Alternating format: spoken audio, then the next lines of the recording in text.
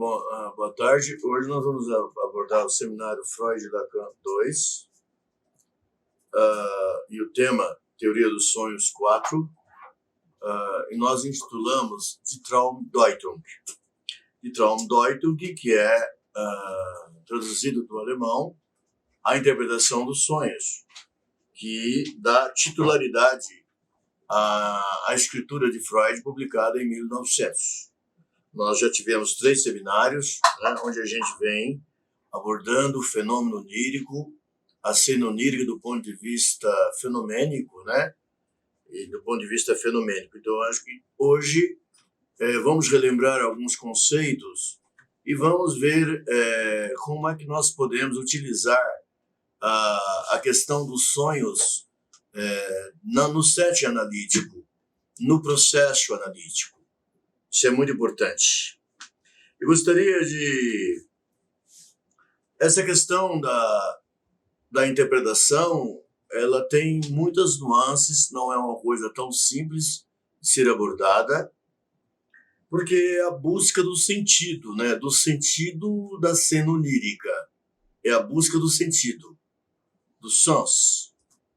O sonho, nós colocamos anteriormente, né? O cogito cartesiano, eu penso, logo existo, o cogito e o existo, que ele colocou no plano do consciente. Nós sabemos que esse cogito e esse existir está também no plano do sujeito do inconsciente. E que a capacidade da mesura, da razão, da especulação, do pensamento, do eu inconsciente, que nós chamamos eu-G, utilizando a terminologia de Lacan, é a mesma do eu-moi, que trabalha com os princípios da razão clássica. Né? É muito importante que nós não vejamos, porque o sonho ele é uma das formações do inconsciente, assim como o sintoma, o X e outras. O sonho é uma das formações do inconsciente, onde nós temos aquilo que nós chamamos o retorno do recalcado, ou o retorno do denegado, e o retorno do fora-incluído.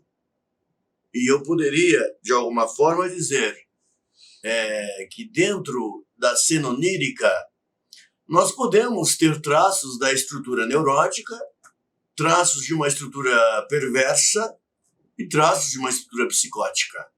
Com certeza. Embora nós já falamos que o psicótico, quando ele alucina e delira, ele não sonha no exercício, no momento em que ele está na sua sanha alucinatória delirante, ele não tem como sonhar, porque o delírio e a alucinação já é o sonho manifesto, claro, que fica ali cara a cara com o analista. Isso é muito importante. Ele só vai sonhar no sentido clássico, tal qual nós colocamos, o sonho do sujeito dormente, depois que ele vencer a alucinação e o delírio. Vencer a alucinação e o delírio, há 2 formas de vencer. Uns vencem através dos neurolépticos, que são as substâncias antipsicóticas, e outros analistas fazem a alucinação do psicótico, a análise do psicótico em fase de alucinação e delírio. Enfim, eu acho que é uma coisa que se pode tentar. Agora, em si, piorando a situação, é necessário que se recorra a alguma medicação para diminuir, vamos dizer, essa avalanche alucinatória delirante. Então, eu diria que as estruturas também podem ser representadas nos sonhos. Neurótica, psicótica, perversa principalmente. Eu não diria a psicótica. A psicótica no momento em que o psicótico não delira e não alucina. Né? A questão do iliadão é uma palavra que eu usei, é uma expressão de Lacan, eu usei no seminário das quartas-feiras. Iliadão quer dizer que há do um. Há do um. A do 1 quer dizer o seguinte, que nós não podemos ver a cena onírica como uma formação do inconsciente como uma formação do inconsciente. Não posso dizer que a sede onírica é o inconsciente. Freud usou uma palavra que a cena onírica é a via régia de entrada no inconsciente. Eu entendo que ela tem sentido, mas ela dá uma ideia de que seria apenas o fenômeno onírico, a maneira de nós acessarmos o inconsciente, ou de construirmos, ou de criarmos, ou de fazer o sujeito inconsciente aparecer. Não é. Então, quando eu digo Adum, il y a dans Adum, Lacan está se referindo de que esse D ele é partitivo, de que, assim como o inconsciente, nós podemos dizer também que o sonho ele não tem uma unidade monolítica. Ele é feito de vários fragmentos aparentemente desconexos, do ponto de vista da lógica, aparentemente desconexos, mas que o sonho teria uma estrutura fragmentária. Adum quer dizer isso. Quantas vezes o analisando chega no divã e diz, eu tenho um fragmento. Essa parte eu esqueci, outra parte eu esqueci, eu tenho essa. E há motivo porque haja o esquecimento de alguns trechos da cena onírica e outros trechos sejam lembrados. Obviamente que o eu consciente não está, às vezes, preparado para escutar determinados conteúdos do sujeito, do inconsciente, e queria causar um desequilíbrio psíquico ou um impacto tão grande que o levaria a um grau de angústia insuportável. Então, veja, o só faz efeitos de sentido na transferência. O que é transferência? Eu tô me referindo aqui, gente, quando a busca do sentido de um sonho, ele só pode ser no campo do amor da transferência. Nenhum analista se proporia a manejar sonhos se o analisando não está no divã, se não há amor de transferência, que na verdade é o fundo que vai permitir que a fala do analista adquira um efeito de sentido. Isso é muito importante. Tanto que, em teoria da técnica analítica, a primeira interpretação que o analista faz é a retificação subjetiva. Quando a transferência está instalada, o analista diz, olha, a sua interpretação, a sua análise, vai rolar em torno do seguinte tema. Tinha uma questão edipiana não resolvida, etc. Enfim, essa seria a teoria inicial do analista. E quando ele coloca isso e ele aponta para o divã, ele faz o gesto de oferecer o divã, ele está fazendo sua primeira interpretação. Não é? De Traumbildung, se quiser, traduza esse termo em alemão, quer dizer construção do sonho. Traum, sonho. Bildung, construção. De Traumbildung. A construção do sonho. Vamos nos lembrar de algumas coisas que nós colocamos anteriormente e que está posto aí na literatura analítica e que também nós, que analisamos e somos analisados, nós sabemos da importância disso. O sonho ele é outra cena. Nós colocamos outra com O maiúsculo, porque é ali onde habita, na cena do sonho, habita, não só ali, mas habita o eu G, ou que você poderia chamar de sujeito. Lacan diz, basta falar sujeito. Quando eu me refiro ao sujeito, eu estou falando do sujeito do inconsciente, não é? E que pode também chamar eu G. Uma coisa muito importante é a questão da désirância. Désirância vem da palavra francesa désir, né? Désir. Portanto, todo sonho está vinculado à realização de um desejo que na vida cotidiana foi interditado ou não é permitido. Então, essa desirância que em alemão se chama de Wunscherfüllung, realização de um desejo. Wunsch quer dizer desejo em alemão. Füllung, realização de um desejo, né? Ou se nós falamos em desirrância, desejo, nós podemos falar também em gozo. Existem sonhos profundamente gozosos, impregnados de jouissance, né? É o termo lacaniano para gozo, jouissance, né? Então, é muito importante. E nós sabemos que o sonho, ele é eminentemente, ele tem uma representação das pulsões sexuais de uma forma muito intensa, através do desejo. Mesmo aqueles sonhos de angústia, os sonhos de intensa angústia, os sonhos em que o sujeito se sente castigado, os sonhos, por exemplo, dos traumatizados de guerra, que sonham com aquelas cenas nas quais eles sofreram no campo de guerra, obviamente que ali está, obviamente, uma espécie de gozo masoquista, né? Isso não contradiz de nenhuma forma a questão da jouissance ou da desirrância, como um elemento, como elementos que guiam o processo onírico, né? Os atores do fenômeno onírico nós já colocamos, nós sabemos que o sonho, na verdade, a cena onírica, atuam o ideal do eu como sendo o diretor da cena, né? Ele é o censor, é o que pratica a censura. Ele vai determinar aquilo que pode ser conhecido pelo eu, moi, e o que não pode ser conhecido pelo eu, moi. E, obviamente, ele utiliza os vários mecanismos que nós citamos anteriormente, como a questão da metáfora, do deslocamento, a metáfora ou condensação. Condensação é o termo freudiano, metáfora é o termo lacaniano, deslocamento é o termo freudiano e a metonímia é o termo lacaniano.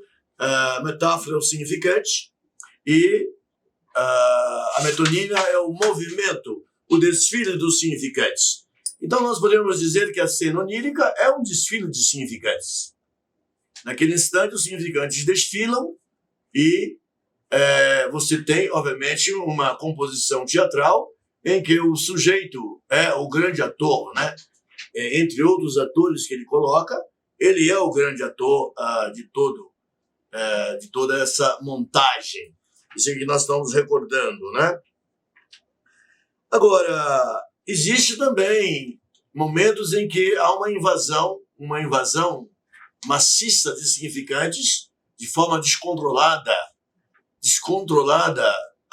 na cena onírica, em que a censura não consegue manter a evitação de determinados registros ou conteúdos ou significantes, e essa cena, na verdade, nós chamamos de pesadelo, né?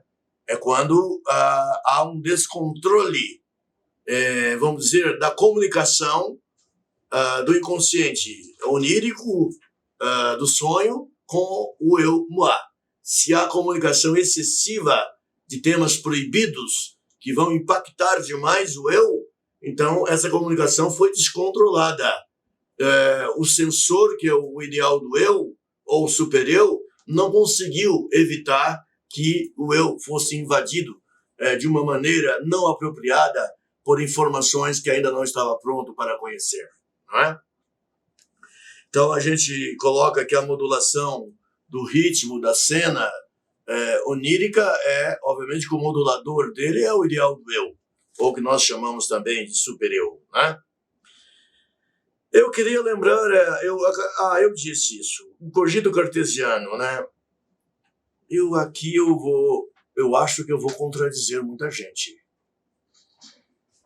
Quando Freud descobre o inconsciente, dizem que ele vira de ponta cabeça o cogito cartesiano, dizendo, Freud coloca os comentaristas da descoberta freudiana, coloca que a fundação do inconsciente por Freud, ou a descoberta, eu prefiro fundação do que descoberta, colocaria de ponta cabeça a questão do cogito cartesiano. Eu acho que não. Eu discordo dessa afirmação de que a ideia do eu racional ou da razão kantiana iria de ponta cabeça, seria virado ao avesso. Eu não concordo com isso. Eu acho que é um tema que, ao término da minha fala, eu gostaria que vocês debatessem. Eu entendo que o espaço onírico como sendo uma manifestação do inconsciente, por que não dizer um lado 1 do inconsciente, né? Um fragmento do lado 1 do inconsciente. Eu entendo que o sujeito, o eu-G, ele tem a mesma capacidade cogitante.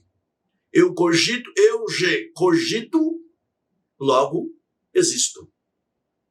Eu estou discordando daqueles que vêm repetindo que o espaço onírico seria um espaço da irracionalidade, onde não é, e pelo contrário, eu imagino que ali ocorre reflexões. O sujeito, o nosso outro, o nosso eu-G, reflete, ele pensa, ele resolve, ele soluciona, ele evacua afetos, inclusive fazendo grandes descobertas e criações para aquela pessoa resolver determinados problemas da sua existência.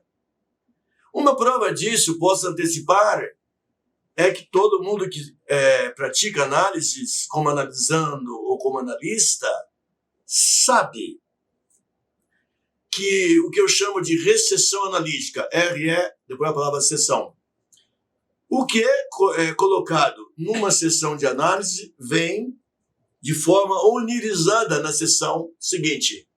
Portanto, o sujeito do inconsciente sonha e ele traz elaborações. Se nós classificarmos os atos de fala em atos ilocucionários, locucionários e perlocutórios, nós sabemos que o ato de sonhar, uma sessão de análise anterior, é um ato de fala que nós chamamos de ato perlocutório, porque há uma grande mudança, há movimentos no sujeito. Então eu discordo daqueles que dizem que a teoria do inconsciente virou de ponta cabeça a questão da racionalidade. Porque existe uma razão clara, uma razão clara também na estrutura, no espaço que nós chamamos de inconsciente, e esse espaço do inconsciente que nós estamos agora comentando aqui é o onírico, é o espaço do sonho. Onire em grego quer dizer, não é? E eu busco aqui um dos teóricos da psicanálise, que são um dos primeiros. Ele é da segunda geração, ele foi discípulo e analisando de Freud, Sandor Ferenczi. Sandor Ferenczi tem uma fala muito interessante.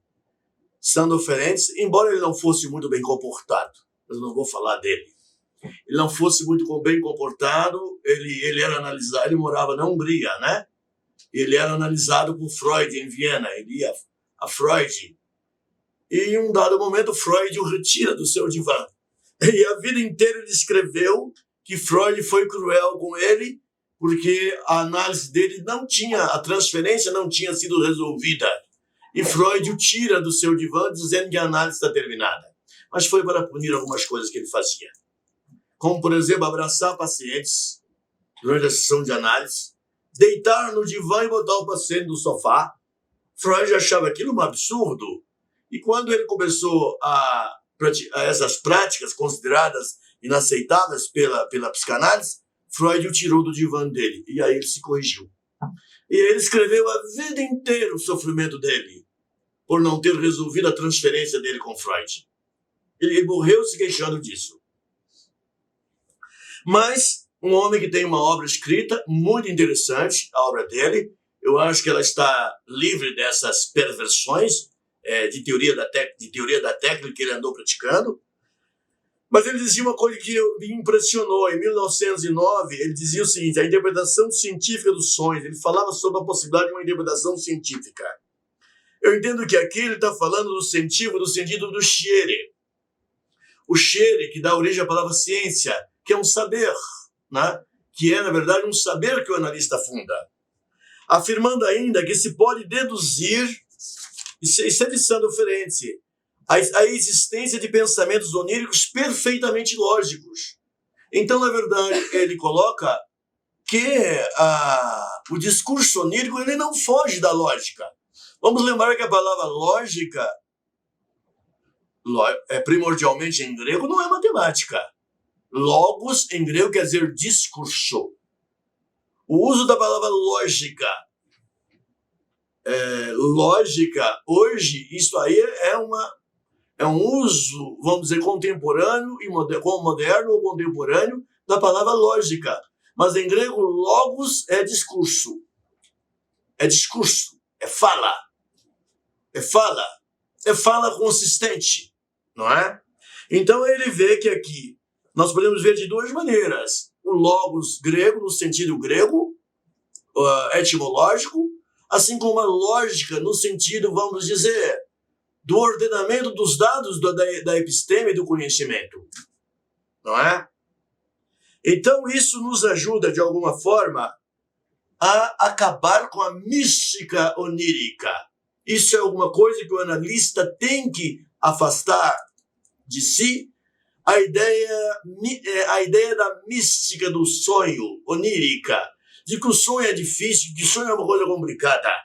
O sonho é um discurso como qualquer outro. O sonho tem o mesmo discurso onírico do analisando, tem uma equivalência com a associação livre de ideias do estado vigil. Tá claro? Porque a associação livre de ideias que o analisando faz, ela também, ele seria o Tagstraum. Pode ver essa palavra no item 5? Der Tagstraum, quer dizer, o sonho diurno. A associação livre de ideias é um sonho diurno. Ou de Tagesfantasia, fantasia diurna. Pode traduzir esses dois termos. Então não há uma diferença entre a associação livre de ideias e a associação onírica de ideias que o analisante faz durante o seu discurso analítico.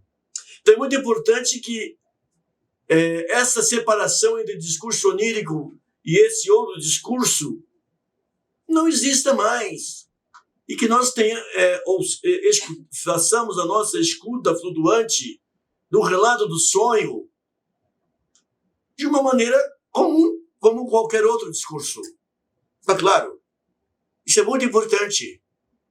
Tirar essa mística, essa coisa sobrenatural do sonho, que é uma coisa que está, às vezes, na nossa mente e que é uma herança de tempos arcaicos. Não é? Aristóteles falava dos sonhos. Aristóteles dizia que os sonhos eram um fenômeno ligado à alma sensitiva. Ele não falava de nenhuma forma que os sonhos seriam um fenômeno sobrenatural e ele coloca que está ligado ao processo do funcionamento psíquico do homem. Veja como Aristóteles foi intuitivo. Eu achei fantástico isso, não é? Eu achei muito interessante quando ele diz que é uma decorrência da alma sensitiva. Portanto, ele via os sonhos como parte do processo de funcionamento do corpo humano e do ser do homem, do doente. Doente no sentido ontológico que eu estou colocando aqui. Não é? Muito bem. As tipologias oníricas, quais são os tipos de sonhos que nós temos? Bom, eu não preciso dizer que o tipo clássico é o sonho do sujeito dormente. É esse que, normalmente, quando se fala em sonho, se pensa nisso, no onírico. Mas nós temos os sonhos diurnos. Sonhos diurnos que foram muito bem estudados pelo Dr. Wilfred Bion. E que Freud cita os sonhos diurnos chamando-os de Tagestraum. Ou de Tagesfantasia, de fantasias diurnas, devaneios.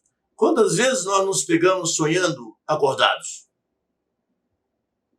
As nossas ilusões, as nossas utopias são sonhos diurnos, né?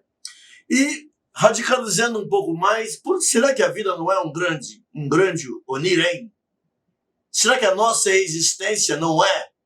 Já que o psiquismo é uma ficção, o psiquismo é uma grande ficção, cada um na sua singularidade, tem o seu psíquico ficcional, como uma ficção que foi criada no campo da alienação, no campo do outro, do primeiro e do segundo outro, dos outros combinados.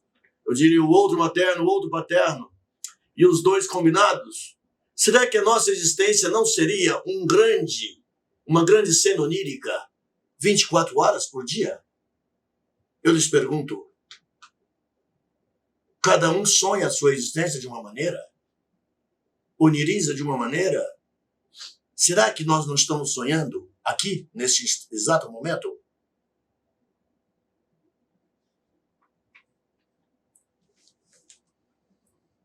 O Dr. Bion, isso aí não é uma novidade, mas na teoria dele, ele coloca os sonhos como elaborativos.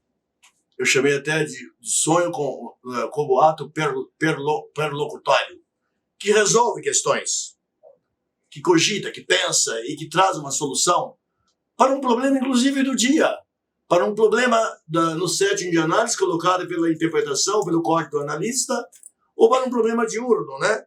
Vocês se lembrem bem que Bio classifica os objetos em beta e alfa. Beta são os objetos no nosso cotidiano que nos incomodam, mas não significa nada. Quando eles passam a ser alfa, eles passam a ter algum sentido. E como alfa, eles são introduzidos no sonho. Ou são elaborados ou são evacuados. Ou são elaborados e evacuados ao mesmo tempo. O Dr. Bio dizia que a máquina de sonhar é o aparelho digestivo do psiquismo. Interessante isso, não? É o aparelho digestivo do psiquismo. A anatomia do fenômeno onírico, eu já coloquei aqui, né, o cogito, portanto, o cogito latente, que são os pensamentos, e nós teríamos, então, o desfile dos significantes, né? Sem o lugar de um. Quando é latente, eu diria que não há cena nenhuma andando. Os significantes estão ali quietos. Eles não estão desfilando e ocupando o lugar do um, para que o sujeito os perceba.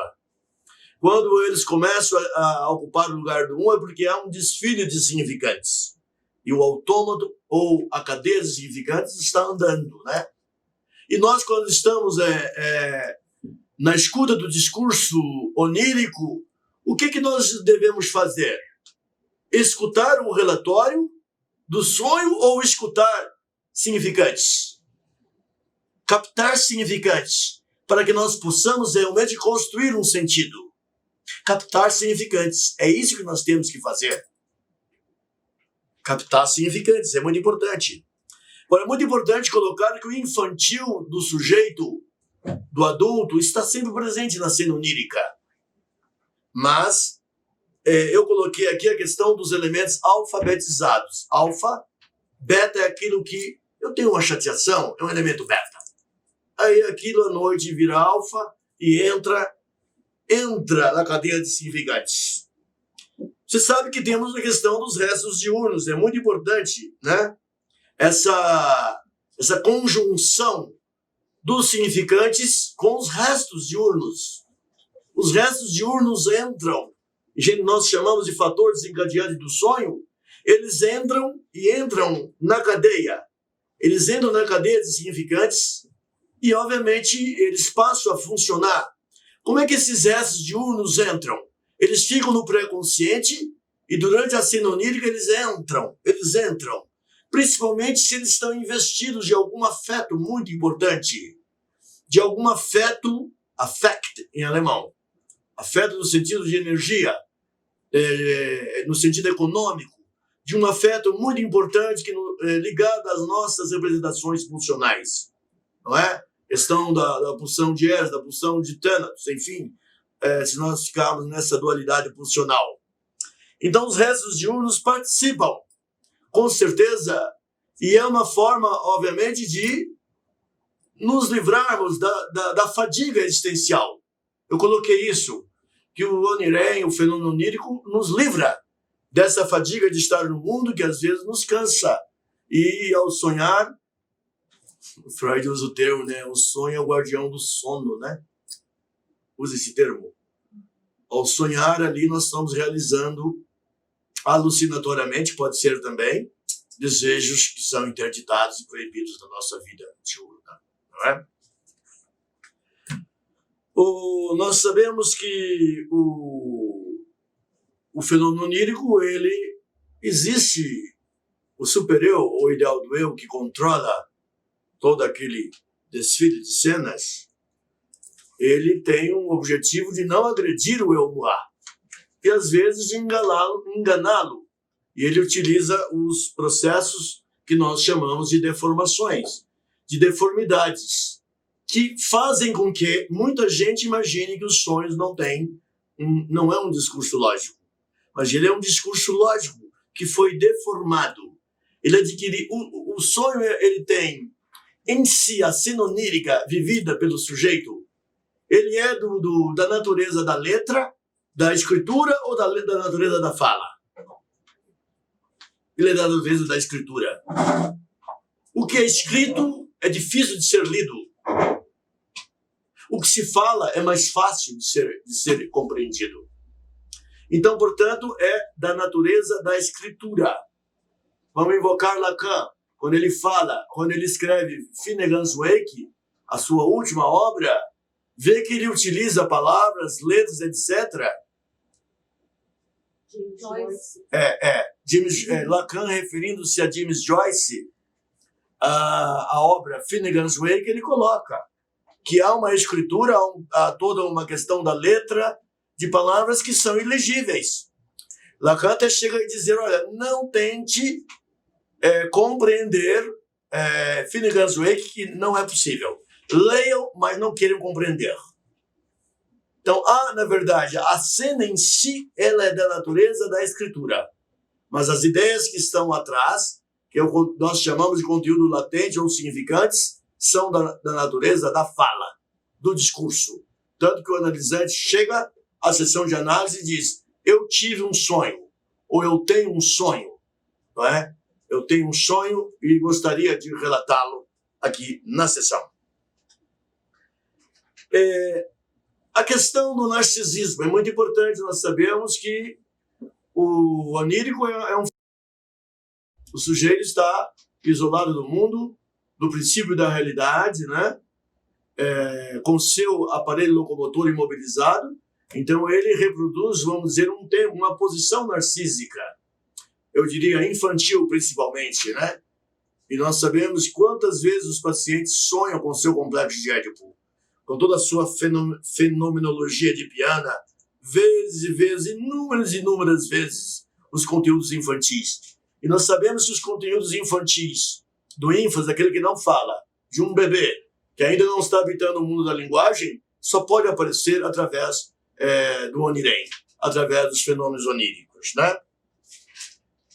Agora, a questão do sonho, será que ele precisa de ser interpretado? Há analistas que dizem que basta o analisante relatar o sonho, que ele seja sonhado. Outros dizem, não, é bom que ele seja sonhado e que ele seja relatado. E a interpretação se torna desnecessária. O analista poderia fazer um corte da sessão num dado momento em que ele está relatando o sonho. E não dizer, olha o que você disse, olha o que o seu sujeito disse, e termina a sessão. Há analistas que dizem, não há necessidade de você fazer uma interpretação formal. Se você lê de Traumdeutung de Freud, o sonho paradigmático de Freud é o sonho da injeção de Irma. Ele faz uma análise exaustiva, cansativa, anatômica, ele disseca o sonho, mas ele fez isso por uma metodologia porque ele estava apresentando o sonho como sendo algo factível de um saber, como sendo um saber que o sujeito não sabe, mas às vezes sabe.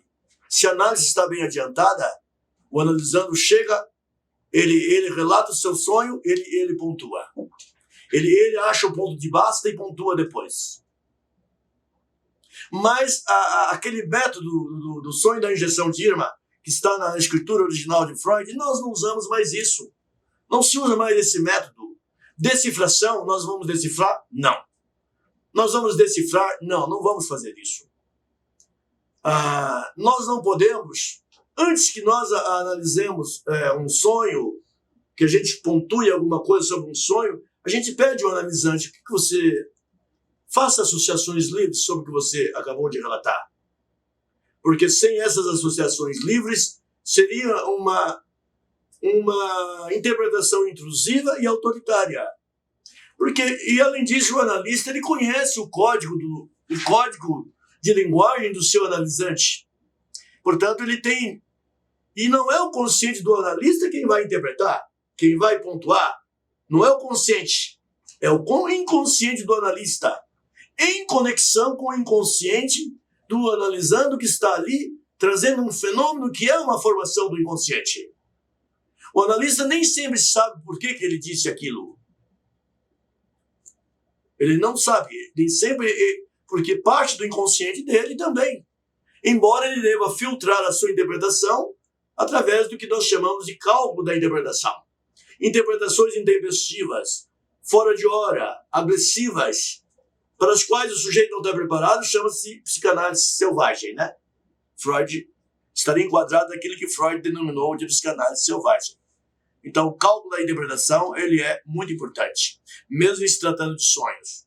Se uma questão que ainda está sob o campo da reserva de transferência, o analisando sabe que o problema está lá, está na reserva de transferência, a orientação sexual, ele não teve coragem de colocar para o analista sabe, mas e aparece na cena onírica, obviamente que o analista não deve jogar isso na cara dele se ele não está preparado.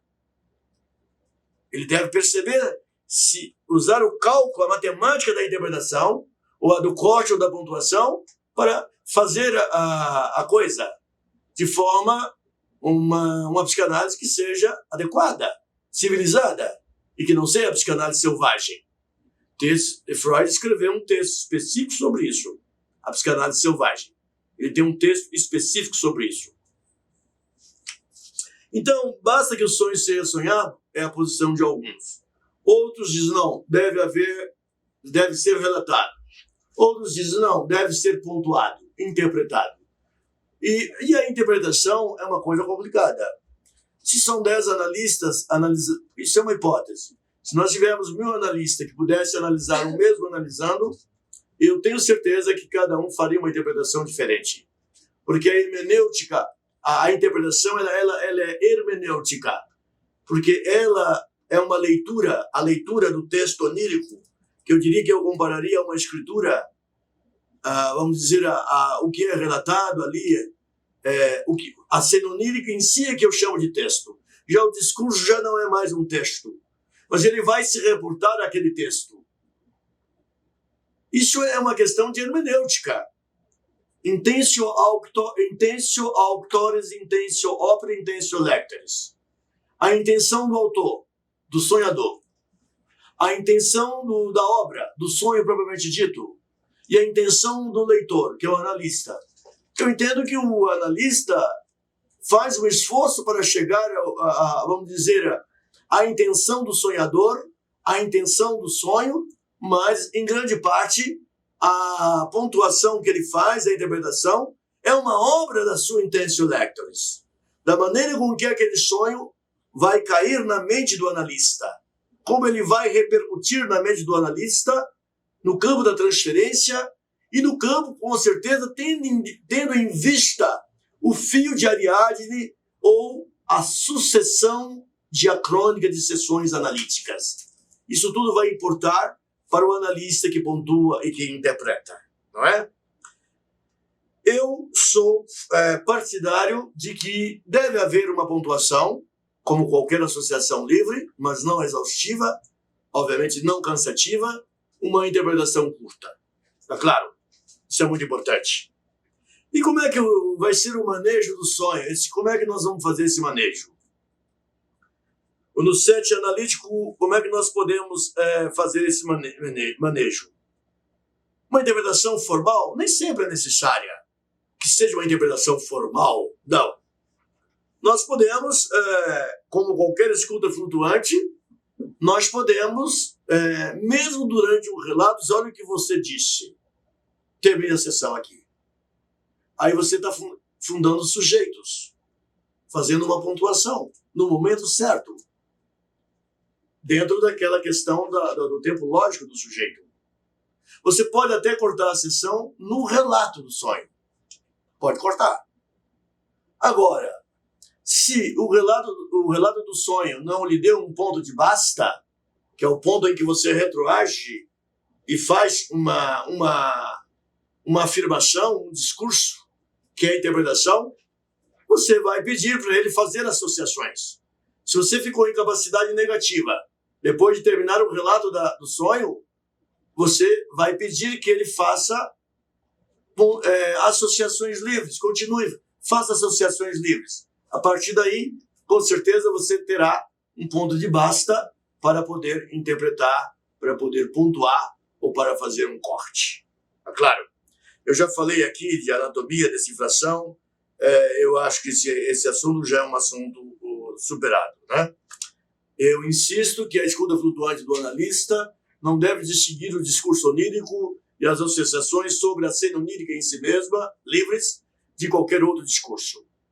Deve desmistificá-lo e colocá-lo no campo dos outros discursos, né? Bom, o discurso onírico, eu acho que eu já comentei isso, né? O discurso onírico, a cena diurna, os elementos alfas do pré-consciente se incestam dentro da cadeia de inconscientes. E, obviamente, para resolver problemas do nosso dia a dia, não é? Agora, eu coloquei anteriormente que há um momento em que a censura para montar esse teatro onírico diminui. Quando o inconsciente analisado aumenta bastante, numa análise que está caminhando bastante, está avançada, o índice de deformação diminui bastante. E os sonhos adquirem uma lógica muito, muito clara, muito parecida com o discurso cotidiano. E o analisando ele mesmo já traz a sua pontuação. E o analista vai, sem nenhum narcisismo, com certeza, fazer o seu aval. E eu percebo a coincidência entre o que o analisando pontua e o que eu pontuaria. E você apenas avaliza. É disso que se trata. Não é? A lógica borromiana em relação... Aí nós estamos em relação ao Noble Romeu de Lacan, a lógica borromiana. Não podemos falar de um nó, mas de infinitos nós. Mas vamos falar do real simbólico, do imaginário, do santômio, né? O sonho, ele pode estar no real. Se não houve nenhum ponto de basta para o próprio analisando, durante o relato do sonho, ele é algo de real. Se não houve nenhum ponto de basta para o analista durante o relato, ele é algo de real. Então, o analista vai fazer um movimento do real para o espaço, para o simbólico, pedindo as associações livres de ideias, né?